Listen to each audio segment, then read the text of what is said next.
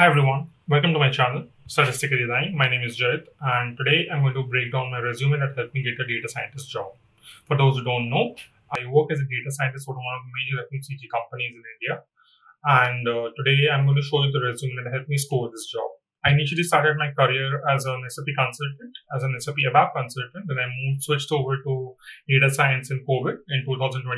And then I moved on to, as a workplace data analyst, moved on to senior data analyst position. And I'm now working as a data scientist. So in this video, I'm going to break down the resume into different parts. Since there are different sections, I'm not going to make a very long video on this. I'm just going to make a short video on each section. So today I'm going to take you through the decisions that I made for a resume, why I made the decisions, and why I think that decisions were a good idea. So right now on the screen, you can see my resume I've shown here. This is the resume that I use for all my applications.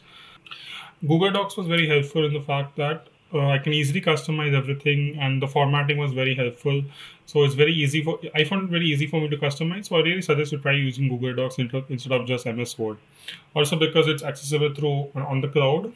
Google Docs has its own templates, but I do not use their own template. This is the template I have built, and there is no template as such. This is simple text file. This is a Word file that contains this text. It's space gapped here and there. So yeah, that's pretty much it. There is no template I follow as such. It basically has the same skills. Make sure not to have tables though, because ATS finds it difficult to parse tables rather than simple text. So it suggested that you use text.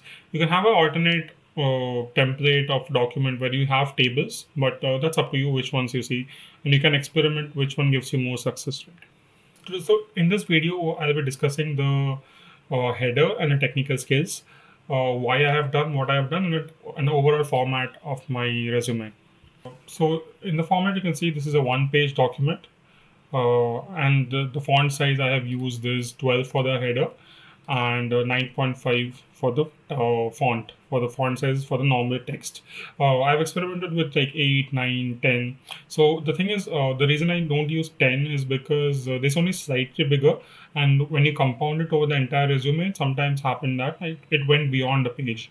So I use 9. 9 was a bit too short, because make sure you know that this resume, the easier you make it for the for your recruiter to read the resume, the higher your chances of getting it out.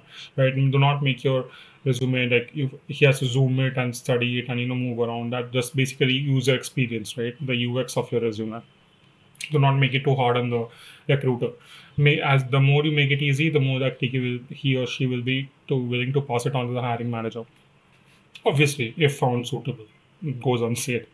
Um, Right. Moving on. So the format, you can see that I have reduced the borders. I mean, the margins are the extreme size, so there's not. And I use a bit of white space. White space management is one of the most fundamental skills of a resume. How you manage your white space is how your user experience for a resume would be. If you clutter too much information, it becomes difficult to read, and hence I really do not prefer resumes that have too much information, because you do not need to put all the information in the resume. You just need to have enough to make the interviewer curious, or make it certain that okay, you do fit the profile. You don't need to put in every information, every model that you might build, every project, everything that you have done. Right, we talk about customization of the resume in the later videos, but as of now, just understand white space management is extremely important. So at the header, of course, it's a font size 12. Then size 10 is for my title. And then you have the other details here, my LinkedIn, YouTube, GitHub, etc. Usually YouTube, obviously, you do not have to put YouTube. I do it because it's my USP. You just have to stick with your email, phone number, and GitHub. That's all, right?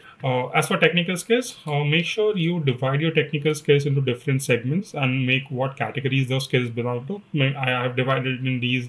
You can probably go lesser or go more as you require. So this makes it easy to understand that okay, these are the programming skills that you possess. These are the databases you have worked with, and what kind of ML algorithms you're familiar with. Analytics, what kind of analytics. Basically, there are different predictive, prescriptive, optimization, etc., etc. So this differs from place to place, right? So try to categorize your technical skills into different segments so that it makes it easier for the recruiter to understand. Okay, this is the person with the skill set we want, and obviously you have to add and remove certain tools if you are aware of them. For example, I do not know Power BI. I'm familiar with Tableau. So if I write Power BI, they question me on Power BI just because I could put Power BI. Of course, I could put Power BI and tell them that I learn, but they expect me to have like working knowledge about it, then I'll be pretty much screwed. So instead of that, I would prefer to tell them that I'm familiar with Tableau, not Power BI. But however, if the offer comes in and the job requires me to learn, I'm obviously willing to learn, teach myself, and willing to learn Power BI for the job. All right. So that's pretty much it, guys. So as of now, the format, just to summarize up, format is in a Google Docs format. You can just put the margins as per your comfort. Obviously, put some margins to not make sure to just have some gap between the ends. Uh, and use the try experimenting with fonts. I do not suggest having it too big of a header. That's not necessary. You can use a smaller font just to see what the title and your header looks like, and make sure you have your details there. These email, phone, LinkedIn, and GitHub is almost a must. GitHub is probably not very used, but at least if you have it, it's good to show.